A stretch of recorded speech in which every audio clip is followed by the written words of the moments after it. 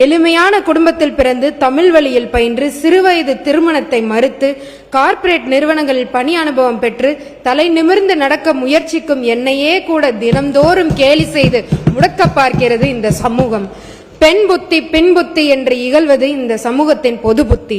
நானும் இங்கே அமர்ந்திருக்கும் சகோதரிகளும் எத்தனையோ கேலி கிண்டல்களை புறம் தள்ளி துணிச்சலுடன் களமாடுகிறோம் என்றால் சிங்கப்பெண் என்ற அடைமொழி தந்து எங்களை உத்வேகப்படுத்த ஒரு அண்ணன் இருக்கிறார் என்ற அசாத்தியமான நம்பிக்கை தான் காரணம்.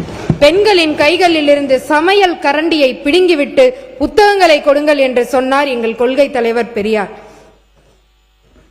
பாலின சமத்துவம் பற்றி எல்லாரும் பேசுகிறார்கள்.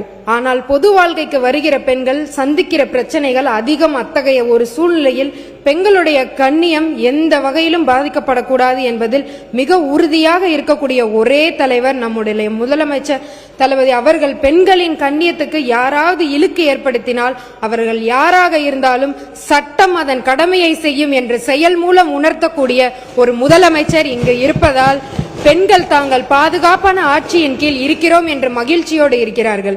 பெண் குழந்தைகளின் கல்வியில் மட்டுமல்ல, அவர்கள் எல்லா துறைகளிலும் சிறந்து விளங்க வேண்டும் என்பதில் பெரும் அக்கறை செலுத்திய மறைந்த முதலமைச்சர் புரட்சி தலைவி அம்மா அவர்களால் பெண்கள் முன்னேற்றத்திலும் பாதுகாப்பிலும் பெரும் உறுதுணையாக பக்கபலமாக தளபதி அவர்களும் தாவேகாவும் இருந்ததால் தான் மிக பெருவாரியான பெண்கள் தாய்மார்கள் கடந்த தேர்தலில் தளபதிதான் ஆட்சிக்கு வர வேண்டும் என்று மகத்தான தீர்ப்பை அளித்திருக்கிறார்கள்.